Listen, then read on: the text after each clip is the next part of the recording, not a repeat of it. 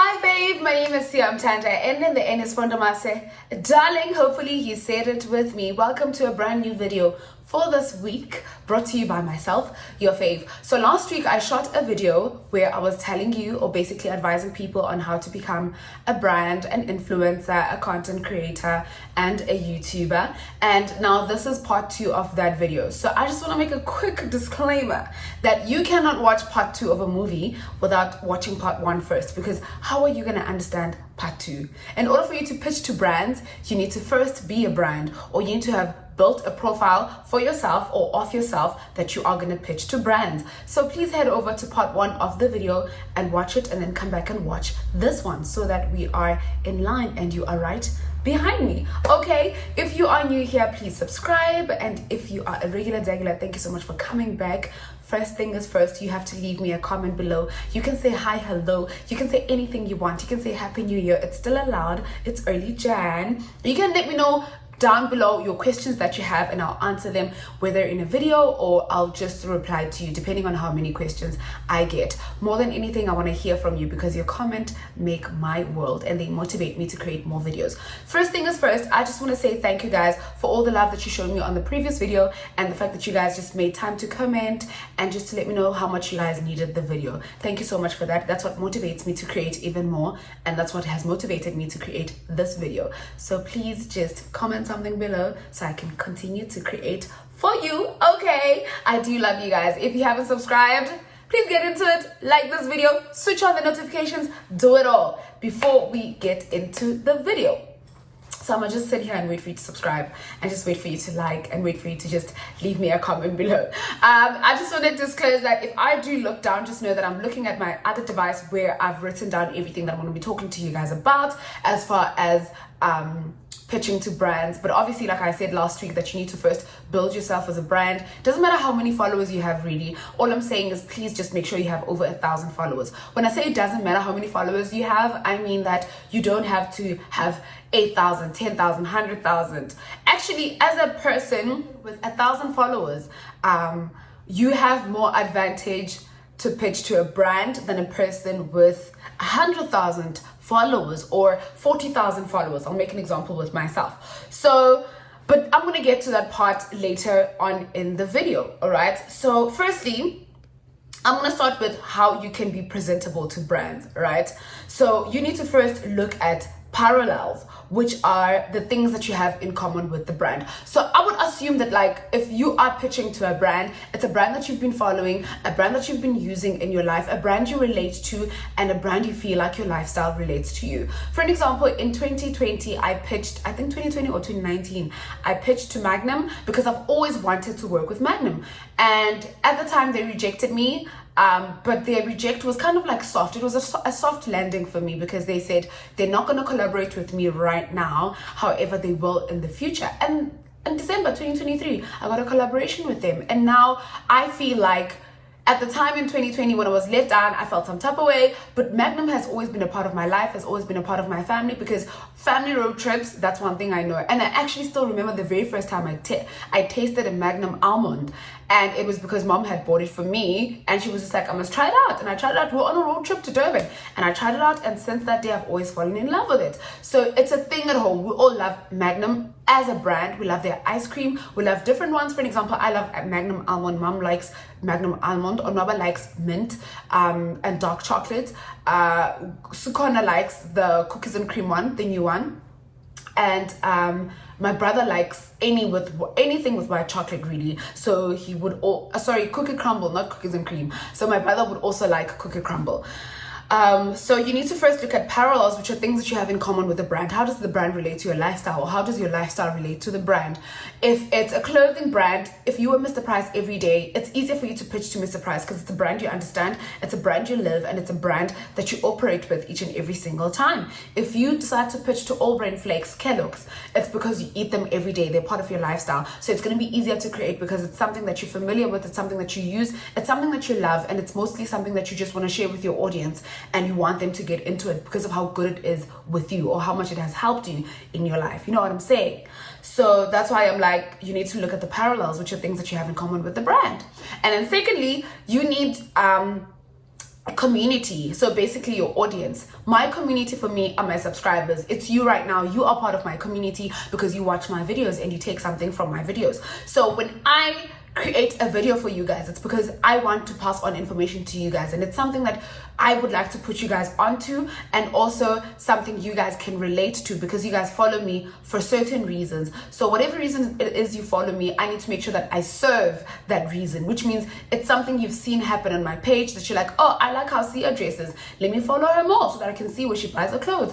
Or, oh, I like the restaurant Sia goes to, let me follow her so that I see which other restaurants she goes to. Oh, I love her vlogs, she always plugs us with new hotels, let me follow her to see next time I'm in Cape Town where I can book, basically. So that's now the community, which is your audience, and now they engage based on what you post. So your community's engagement is important, and as much as I'm saying engagement is important, I mean it's a two-way street. People comment on your videos, you have to respond to them, you have to reply to them, and you're not replying for the sake of replying or because you want to collaborate with brands, but you're responding because those people took their time and their data to watch you and to comment and to kind of like motivate you. The least you could do is to say thank you.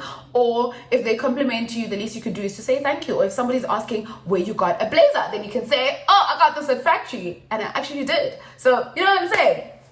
Just share the information with your community because they help you as well. And like how I was saying earlier, that engagement is very important. And I mentioned something of having 1,000 followers, you are at a higher advantage than a person with 40,000 followers that's going to pitch to a brand. I said this because engagement rate at 1,000 followers is probably 3% plus, because your 1,000 followers engage with you more. Your 1,000 followers are closer to you. They feel like a portable audience that you can just respond to anytime. It's easier and the comments are manageable because it's just those 100 people or it's those 50 people that you can just respond to, compared to you having 100,000 followers and having around about 50 comments, or 100 or actually not even 50 is too small, having about 2,000 comments that you need to respond to, you know. So you're not going to dread the process because your engagement rate just makes sense and relates to the type of audience you have.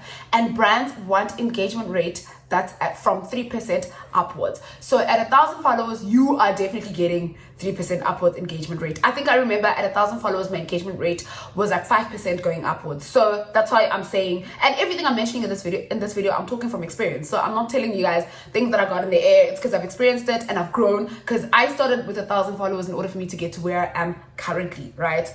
So the higher the engagement rate, the higher chances of you collaborating with a brand and a brand just taking your pitch and actually liking it. I want you guys to understand the sentimentals before I can tell you how to draw up your proposal. And then the experience. Now, when I say experience, I don't mean you having collaborated with brands before. When I speak of experience, I'm talking about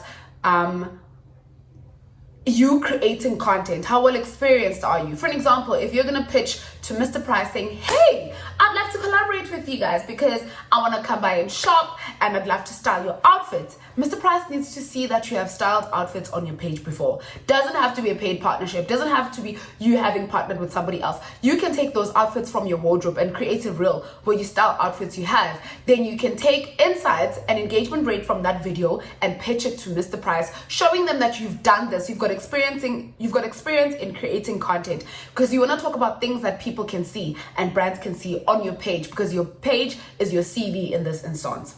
Are you walking with me? Are you right behind me? Comment below that you are right behind me, because I need you to walk with me step by step. And if you have any questions, just drop them down below. Sometimes when I understand a topic, I tend to speak a lot and to speak faster. So just let me know what you think and what comments you have in the comment section, or questions you have, so I can respond to them accordingly.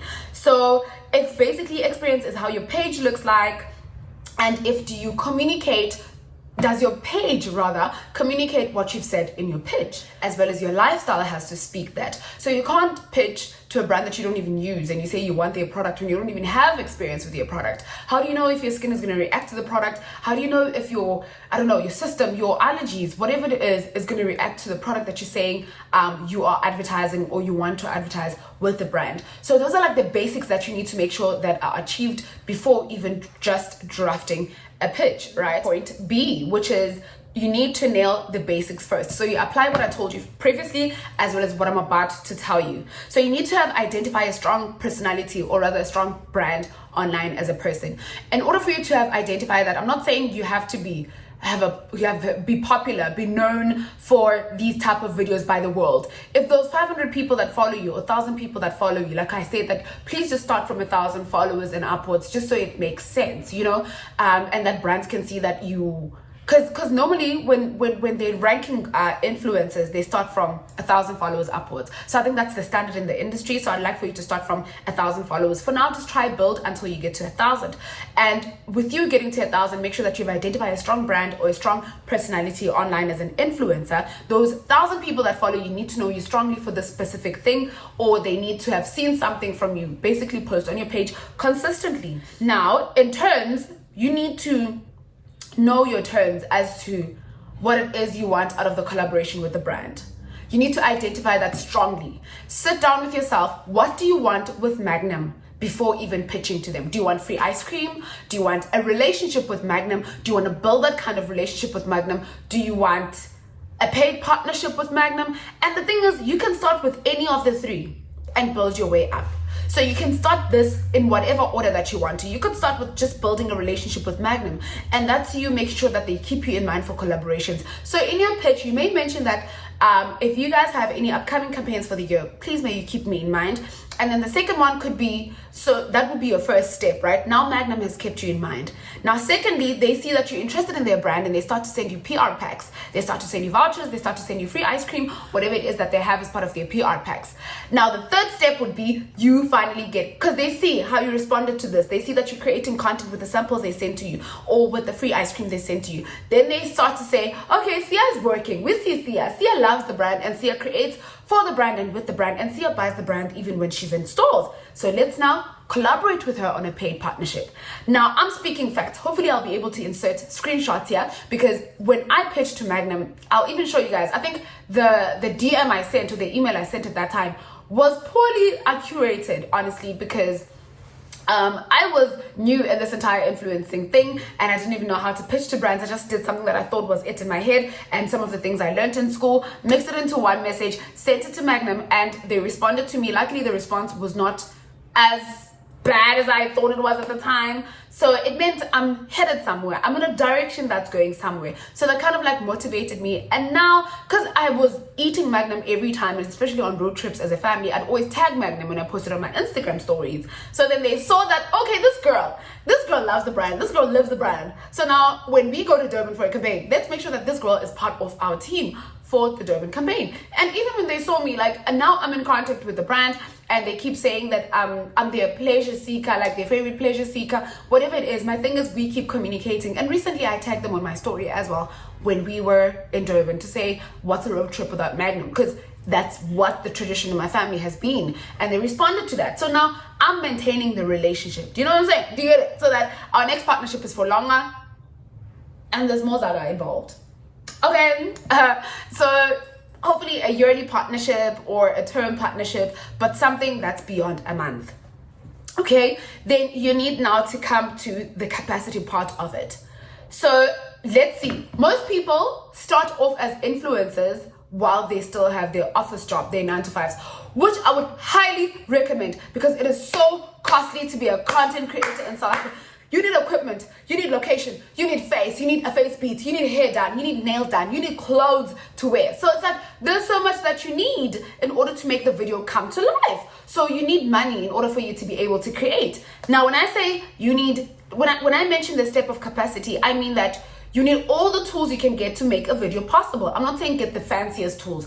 I'm not saying buy the most expensive phone. Like I said last week, use what you have and let it elevate you to the level that you want to go to, and then you start buying more things, or more equipment rather. So for an example, if you have a Samsung, someone commented, I think on TikTok, which I'm going to respond to in a video after this video that I'm going to film for them. She said to me that she uses an Android and she feels like it's not good quality. Now, I want you to know that don't look at what other people are using if it affects you, but rather look at it from an inspiration point of view. Find good lighting. Guys, lighting makes all the difference in the video. In a video, use the best lighting you can find in the house, wherever you are, in the office, wherever you film your videos. Use that light and add a ring light to it. Ring lights start from as little as 500 rands at China Mall. Buy a ring light and use that ring light to add on to the lighting that you already have. And then take it from there. Film that one video, especially TikTok. For a platform like TikTok, TikTok is not strict at all. It's not strict, guys. I've seen people's videos that are not even high quality and those people are making it. I started my videos on TikTok and they were not high quality videos. But now I'm able to, because I've built from just those videos that are not high quality, and I still got followers. And I went through her profile. She's got following. And I watched the video. They are watchable. I watched the videos. They are very much watchable. So I said, she's being too strict and too hard on herself. So I'm going to ask you to be kind to yourself and to be kinder to what you have right now, because that's what's going to help you elevate to the level that you want to get to. So use what you have and maximize off it until you can live and get to the level that you want to get into. Because in order for you to be able to buy that latest iPhone, you need to first create with the Android you have, so that you get an audience, you get followers, you get brands coming. Then you're going to have money to buy the phone that you want to buy. But I want to say, if you've got a 9 to 5, start creating content along with your 9 to 5. Then use your weekends to create content. I was advising somebody just last week, telling them that I want to start charging people for brand consultations now. Excuse me. But I was saying to the person that, because she has a job, right? And she feels like her job is overtaking the content creation, but she loves content creation. I also started content creation with a job, a 9 to 5. What I would do is I'd use weekends to maximize and create content to put out in the week. So I'll use my Saturday and my Sunday. I'll film 2 videos on Saturday, film 1 video on Sunday. Within these 3 videos, I'll have pictures that I have taken from them, whether it's 2 pictures or 1 picture that I'm going to post within the week. Then for the following week, I already have 2 reels to post, which at the time they were IGTV videos. I already had 2 of those to post, and then I'd also have 1 picture. That's 3 posts per week. Already for the week, I've done more than enough, because the times that you're supposed to post on Instagram is 2+, right? You're supposed to have 2 posts on Instagram upwards per week at the very least. So it's like you've met the minimum, like you have surpassed the bare minimum. So why are you not using your weekends to maximize and to create? So firstly, think about it. If do you have capacity to be able to film on weekends? Because people want consistency. People want to see videos. They're there, they subscribe for a reason. They're there, they followed you for a reason. Now they want to see what you get up to, but make sure that you show them what it is you get up to. Sometimes you can film your videos before you go to work. You just have to sacrifice and wake up earlier. Now, the earlier you wake up, it means the earlier you have to go to bed, because then you know your mornings are early. Simple as that. Capacity is very important.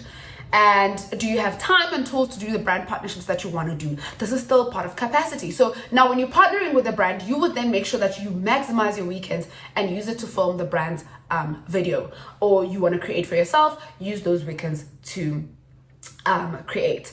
Another thing you need to make sure you do is to look at the page of the brand. You need to know the brand very well. Look at their values. Look at what they stand for. Does it resonate with what you stand for? You know, because you don't want to be backing a brand that's not backable. I want to make an example, but I can't because I'm a brand myself. But I'm going to say you can't be, let's make an example with Trees. If Trees does not have the best values as a brand, they don't care about representation, they don't care about many things, they're homophobic, whatever you can make out of they're racist, whatever it is that they might be. Now, you don't want to obviously have your brand involved with a brand like that, because already now that says a lot about you, and you're going to not even just lose audience, but who are you and why would you collaborate with a brand that's like that? You know what I'm saying? And it's very important to basically cyber stalk the brand, to understand it, to see how they engage with their audience, to see what they're about. Get to know the brand before you even pitch to them.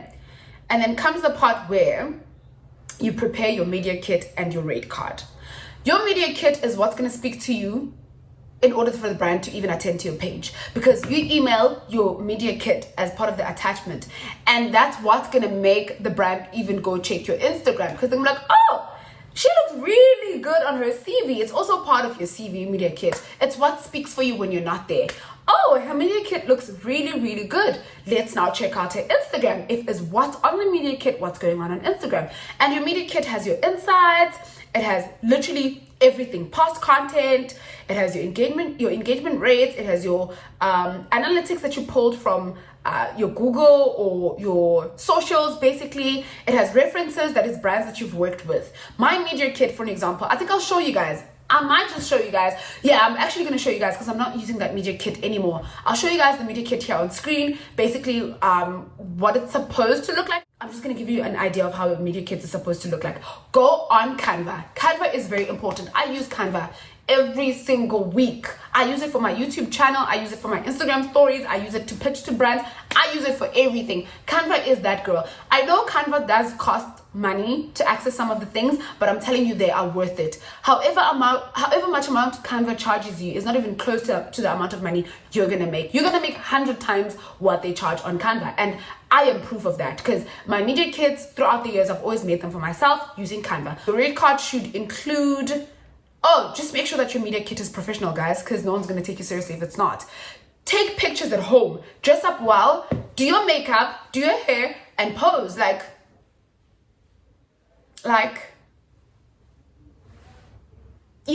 this is a well representation of me, and just make sure that you show that on your media kit, but just make sure your pictures are clear and clean. You don't have to hire a photographer, but if you have access to search, then hire a photographer and make sure that you just do and take professional pictures.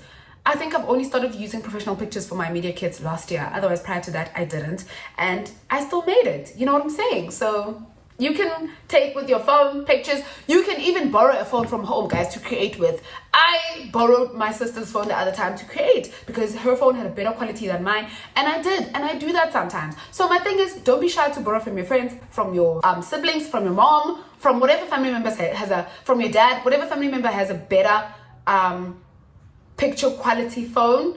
Use that, because you're only gonna take 20 minutes to film a video. You're only gonna take 30 minutes. You're not gonna take an hour and more. Just make sure that you jot down everything you want to do so that you don't waste somebody's time, especially with their phone. It's not your resources, it's theirs, right? Your media kit should include your follower demographics, including age, gender, and location of the people that follow you. For me, I think my follower demographics in the country, most of my followers come from Cape Town, right? Shocking. I think number 1 is Cape Town, number 2 is Joburg, number 3 is Durban. Durban? I need you guys to stand up. And then it's Pretoria, and then it's, I don't know, the Eastern Cape. But Eastern Cape, that's my hometown though. You guys need to stand up. You guys need to stand on business. Okay, I'm your girl. Look at what Cape Town is doing. Yeah, but I have most of my followers coming from Cape Town, and I appreciate that. Then Joburg, love you guys so much. Eastern Cape, no 1x5, no by 5 ninja. So you have to make sure that it includes such things. References, that is if you have them, your contact information, that is your, even if you don't have references for a media kit, put your pictures, put what you're about, put links to the reels you've created on Instagram, or put insights of the reels you've created and pictures you've taken on Instagram, okay? We had to start from scratch. We've always started from scratch. I've done that, and look at where I'm at. Now my media kit is packed, okay? It's not even updated, the one I'm gonna show you guys, but if I update it, I'm telling you, I don't always put all the brands because there's just been so many brands that I've worked with. So you want to start from scratch and just grow. And nothing is nicer than new beginnings, because as much as they're scary, but they're filled with so much hope for their future and so much achievement that you still want to do for yourself.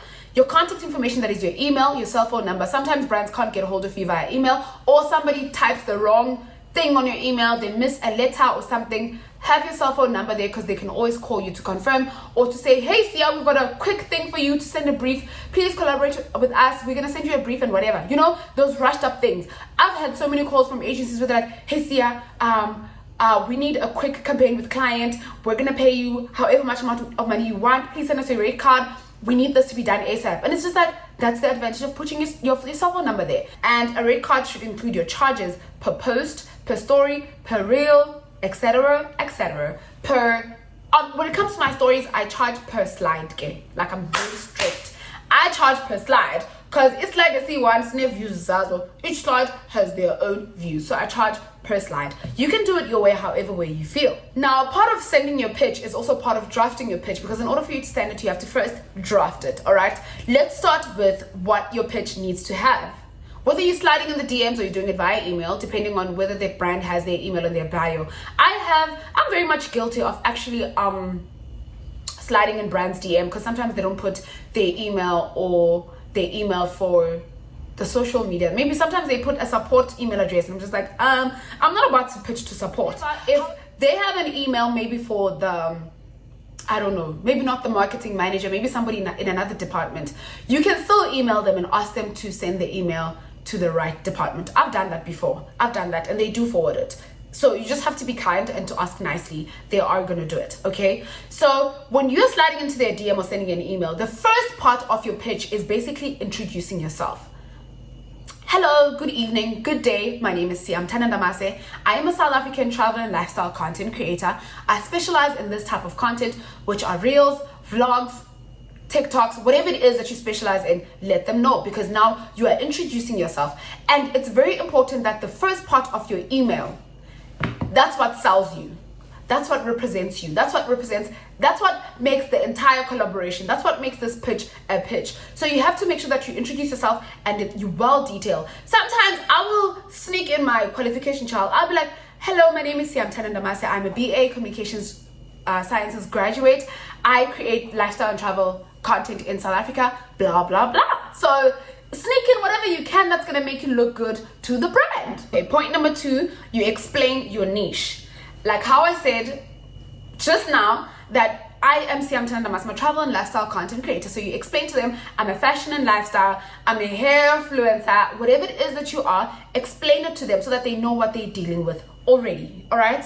You explain your niche as well as your follower count. I'm a travel and lifestyle content creator with 100,000 followers. I'm a travel and lifestyle content creator with 1,000 followers plus on Instagram. You have to give them an idea of how your Instagram looks like, basically. Talk about your past work and your achievements. So for an example, you could say, on my Instagram, I have created 5 reels on fashion trends, on current fashion trends, or whatever number it is. And I would love to collaborate with you guys as Mr. Price on this and this and this. But basically, tell them, or if you've worked with other brands before, you can tell them, I've worked with Ford, I've done this with Ford, I've done this with so-and-so, I've done this with Radisson Blue, whatever it is that you've done with whatever brand, or even just by yourself. Basically, your experience is what you've created. It doesn't have to be with a brand. It could be things that you've created by yourself while you're trying to build your brand. Hence, I said, even if you haven't started working with other brands or you haven't collaborated with brands because you're starting from scratch, you could just let them know of work you've created. However, you have to make sure that the work is there on your Instagram, and you have to make sure that you have created. There's proof that you have worked before, basically, and talk about your achievements that you've done. So for an example, I've sold over 1,000 copies on Take a Lot of this and this and this, you know, your achievements. And suggest, this is where my qualification sometimes comes, because then now I'm trying to let you in and make you understand that I know and understand marketing. I know advertising. I know the ins and outs. I know the rules. I did ethics, you know. This is me now letting them know that I'm your girl. I am what your brand needs, because you want somebody to represent your brand that knows what they're doing, that knows what they're about and what you're about as a brand. Now, after that, number 4, you have to explain why it makes sense to collaborate with you. So your achievements will also speak on that, because it's what you've done, it's content you've created on your page using the brand's products, or you've created with another brand, but it communicates the same sentiments. For an example, you've created a reel and now you want to create a reel for this new brand. So this is the most important part, because you want to be sure that you let them know that they need you, right? But also you need to understand that it's a two-way collaboration. You make the brand look good, they make you look good. It's a inner eta, we both gain from this. So you have to explain why it makes sense for you guys to collaborate. It would make sense for me to collaborate with Ford because I do travel and lifestyle content. How do I get to a place? I need a car to get to a place. You understand? It would make sense for me to collaborate with Engine because I'm traveling with Ford to go to a place. And what do I need? Petrol in order for me to load a car and to travel with a car. Do you understand? So have reasoning as to why you want to collaborate with the brand and why it makes sense that you collaborate with the brand. And it has to make sense for the both of you guys, because you're going to be advertising for Engine that petrol, a full tank on this car at Engine is this much amount of money. Basically. Number 5, suggest ways that you guys can partner up in. You can partner up in reels, you can partner up in trade exchanges, you can partner up in a paid partnership, you can partner up in just having a relationship with the brand, and within those partnerships you can just create reels or pictures or whatever it is, content or reviews on YouTube or TikToks, whatever it is that you're going to do for the brand or that you're going to do when you collaborate with the brand. That's the part. Then you need to make sure that you end, number 6, you end the email or the message with a call to action, which is a CTA. Now, a call to action is, I'd love to get on a call with you to discuss further the details of the collaboration, or I'd love to hop on a Zoom with you so that we could hear each other out on how we could build this relationship, on how we could improve the relationship, on how we could create the content pieces for the brand. There has to be a call to action, because that's gonna make the brand, that's gonna make you stand out. Secondly, that's going to make the brand respond to you. You understand? So that's why on emails, when you're applying for a job, you say you're looking forward to hearing from you, because now you're expecting a response from them. Now they know, they don't want to leave you hanging, because you are waiting on a response from them. So I'll make an example. So I'll say, let's say maybe your name is Zintle. So you're going to say, hello Magna, my name is Zintle. I'm a lifestyle content creator that's based in South Africa. I post all things beauty, fashion, whatever it is that you post, and on Instagram, to an audience of 1,000 followers, 10,000 followers, whatever it is. I have experience in creating fashion reels, or I have experience in creating ice cream dessert stuff, then you start posting the links to those reels. Like how I said earlier, that whatever I've said in this video, it's going to apply to your pitch. So like how I said earlier, that you need to have created in order for you to want to create more or to collaborate with brands. They need to see that you are worth paying. Do you understand what I'm saying? So you need to make sure that your Instagram communicates that as much as your pitch communicates that. So I have an Instagram audience of 5,000 followers, of 1,000 followers, and I have experience in creating fashion reels. Here is the link to the reels I've created. And I frequently post on Instagram as well as on Instagram stories. You want them to know that your Instagram is active, your timeline and your stories are both active. Oh, my hair. This hair likes to move. And then you will say that let's say maybe Magnum is launching a new flavor. I saw that Magnum is going to be launching a new flavor later in the year. And after looking at the new flavor as well as your mission statement and what you stand for, I resonate with the brand, and I realized that we could be a great fit for a marketing campaign, because I believe in the same sentiments, I believe in the same values, basically, or I stand for the same brand values. I'd love to do an Instagram story each week or each month, or I'd love to do one reel per month, whatever. And I believe my followers would respond well to it, as they also love the brand, and they've shown to me that they love the brand through comments that they've done on my Instagram. Now, when you create a fashion reel on Instagram that you're creating for yourself, then you see that people are commenting how they love the blazer. You take those comments as proof that people love Mr. Price clothing and clothes from Mr. Price. Hence, there's a part in your email that will say, or in your message that will say you think your followers, or you believe, don't say think, say believe, because you believe in your people. Okay, I believe my followers would respond well to it. And then, do you have time, or may you please make time this week so we can talk about the partnership? You see, they are going to respond to you. They don't have a choice but to respond to you. And now you are making them feel like they have to make time for you, because you made time and you believe in them and in the fact that they are going to make time. Already, you are guilt tripping them. They don't have a choice, because they've been guilt tripped by you, but to get back to you. And always keep your messages short and sweet. Brands get a lot of collaboration requests on email, on the DMs. So you want to make sure that yours stands out. And I believe everything I've said in this video is exactly that. You're going to stand out. You're going to stand out because you believe in the brand, you believe in yourself, you believe in your audience, and you believe in the mission statement as well as the collaboration that you could have with the brand. Also, that call to action is going to make you look different from everybody else. So keep it short and sweet, straight to the point. And do not overwhelm them with too much information. Even if you're talking about yourself and your work experiences, keep it brief. Keep it to 2 or 3 brands you've worked with. Keep it to 2 or 3 reels you've created. Don't do more than that. Don't do too much. You're going to overwhelm them, and they will not leave you unread.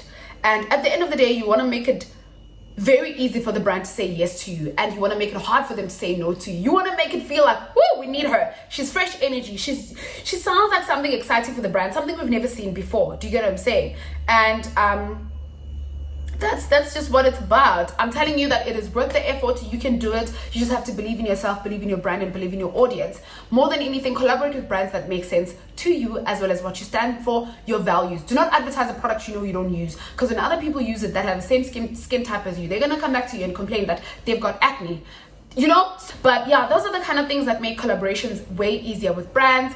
And hopefully you guys have answered that question, and I've told you guys on how you can pitch to brands, and hopefully you guys have learned something from my video. But these are the stats that are important: your followers, demographics, engagement rate, average likes per photo, your rate card, your media kit. You can make your media kit have your rate card within the media kit, or you can separate the two, because sometimes brands do request just the rate card without the media kit. Hopefully you've learned something today. If you have any questions for me, please tap them below. It's been so fun doing this video. I'm so excited because I love sharing information with you guys. And if you have any questions, point them down below and I will respond to them accordingly. Let me know if you guys need a part 3 of this video, and that is how to charge brands and stuff like that, which is something that I'm still learning about. But I think having experience with my own brand, I'll share what I've gone through as far as how to charge brands for collaborations.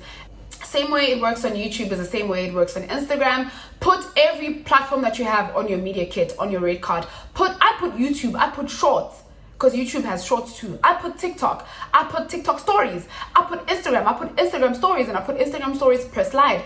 I put Reels. Most people don't know that you have to charge a different fee for a reel than you do for a picture. A reel, guys, video, that's production. That's a whole production thing.